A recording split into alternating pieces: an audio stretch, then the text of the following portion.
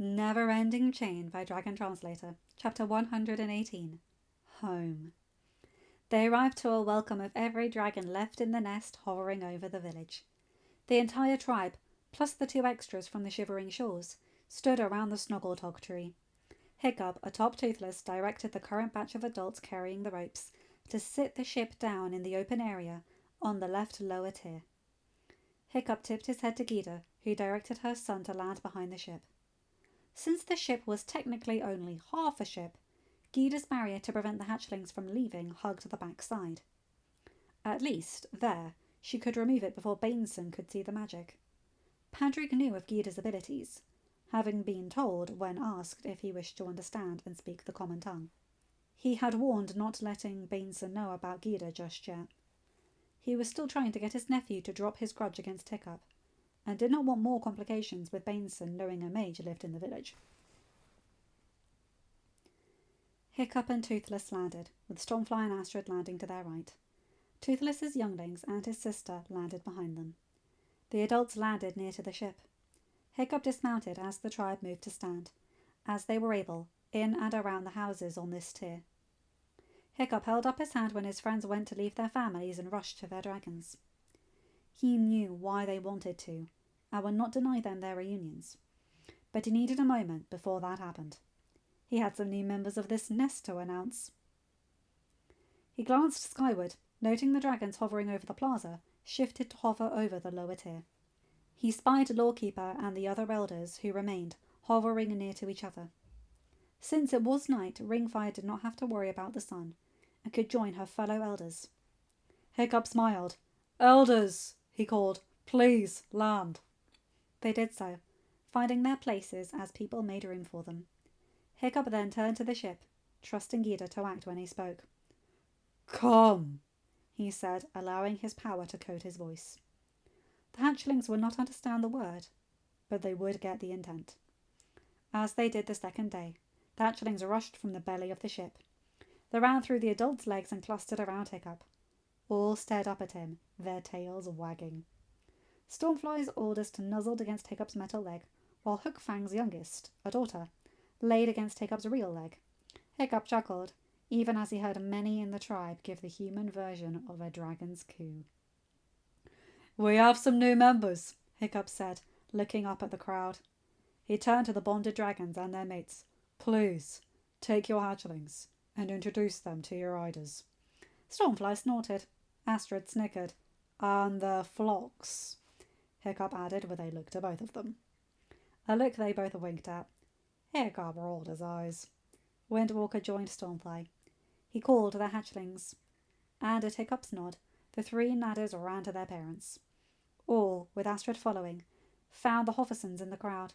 Windwalker nuzzled against Brynjar's head. "He is the flock leader, little ones," Windwalker said. "And your grandfather," Brynjar added, as he, Edis, Torgir, and the young boys knelt. The hatchling stood back until Brynjar held out his hand. The blue-green one shuffled forward and sniffed the offered hand. He squawked, causing his brother and sister to rush the humans. Hiccup smiled as the Hoffersons received nuzzles and cuddles from the hatchlings. He looked around, finding similar scenes with the other riders, though Old Man Jorgensen scowled and walked away when Hookfang and Wingblaze brought their 3 over. Hiccup was never more glad that he had had Ringfire make that nursery under the Great Hall than right then.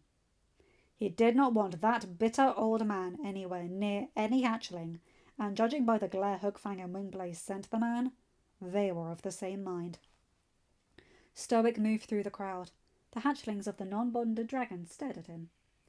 Each one tried to hide behind Hiccup. Hiccup looked down. "Easy, little ones," he murmured, pausing to let Toothless translate. "He is my father. He will not harm you, I promise." Stoic knelt and held his hand out, palm facing the hatchlings. He did not turn his gaze as Hiccup did, but the hatchlings still recognized the gesture. A Gronkle hatchling, the sole daughter of a mated pair of brown Gronkles that aided Brynjar's woodcutting team, shuffled forward. She sniffed Stoic's hand, then squealed. She rushed past his hand and nuzzled against his thigh. That relaxed the other hatchlings, and they gathered around Stoic. Hiccup saw a shine in his father's eyes when Stoic looked up.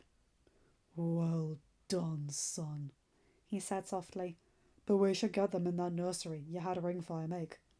Elven ships were seen by Johann near the frozen to death 2 days ago.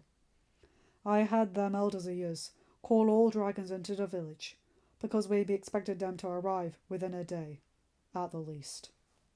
Hiccup's eyes narrowed. He turned to Toothless. Tell the dragons, except the elders, to land in the village. I will address them later. Tell the elders to head to the Great Hall. I will need them in the nursery. Toothless tipped his head and then lifted it. He roared. The dragons above the village roared back and began landing. Hiccup turned to his father. Dad, I don't want all the tribe in the nursery right now. One parent is staying with the hatchlings, but I want both to have a moment to spend with their flocks before we hold whatever meeting you're planning. Stoic nodded his head, standing. Gobber! Aye, I heard him. Hiccup smiled as his uncle shuffled through the crowd, ordering all but council members to return to their homes. Hiccup turned to the parents of the hatchlings, still at his feet. Gather your young, he said. We'll show you to the place we have for them to stay in. End of chapter. Hi guys, hope you enjoyed that one. That was so heartwarming. Brynja saying to Stormfly's hatchlings that he's their grandfather. Oh, my heart. And also that bit with Stoic offering his hand to the dragons, just like Hiccup does. Oh, talk about like father, like son. I love it. Anyway, you guys know the drill.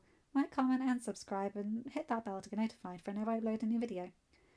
Have a good day, night, or whatever time zone you're in. Bye, my guys, gals, and non-binary pals. I'll see you in another video. Take care.